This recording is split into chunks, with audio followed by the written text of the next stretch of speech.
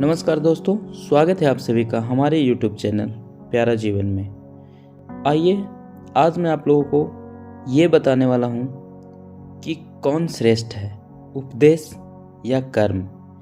इन दोनों में श्रेष्ठ कौन है, उपदेश श्रेष्ठ है या कर्म श्रेष्ठ है।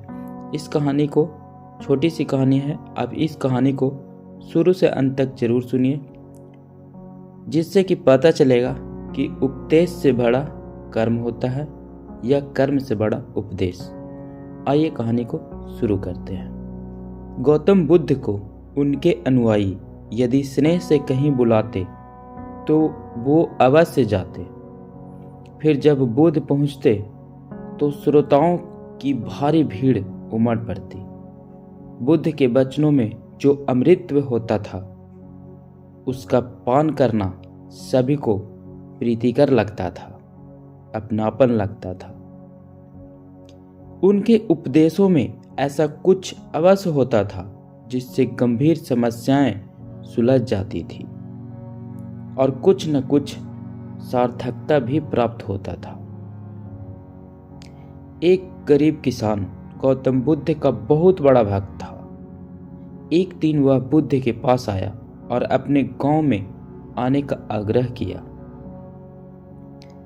बुद्ध उसके गांव पहुंचे तो सारा गांव उन्हें देखने व सुनने के लिए उमड़ पड़ा, किंतु वह किसान ही नहीं आया जिसने गौतम बुद्ध को बड़ी रिक्वेस्ट से अपने गांव में बुलाया था। हुआ यह कि उसी दिन, जिस दिन बुद्ध आए, उसी दिन किसान के बैलों की जोड़ी कहीं खो गई।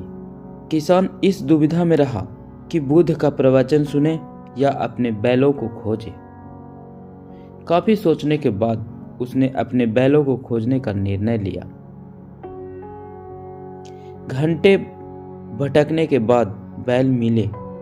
थका हारा किसान घर आया और भोजन कर सो गया।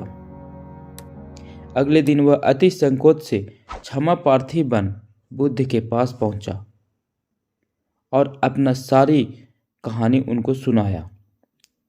तो वो बड़े स्नेह से बोले, मेरी दृष्टि में यह किसान मेरा सच्चा अनुयायी है।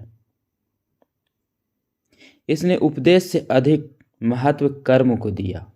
यदि यह कल बैलों को न ढूंढते हुए उपदेश सुनने के लिए मेरे पास आता तो मेरी बातें इसकी समझ में नहीं आती, क्योंकि मन बैलों में अटका रहता। इसने कर्म को महत्व देकर प्रशंसनीय काम किया है।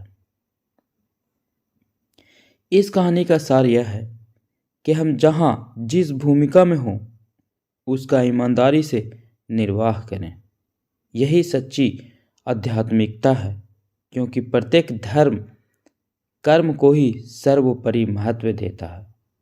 दोस्तों, आप इससे समझ चुके होंगे कि उपदेश से बड़ा कर्म होता है, इसलिए कर्म पर ध्यान दें। छोटी सी स्टोरी आपको कैसी लगी? अच्छी लगी तो लाइक जरूर करें, कमेंट करें, और अगर चैनल पर नए हैं तो चैनल को सब्सक्राइब जरूर करें। धन्यवाद।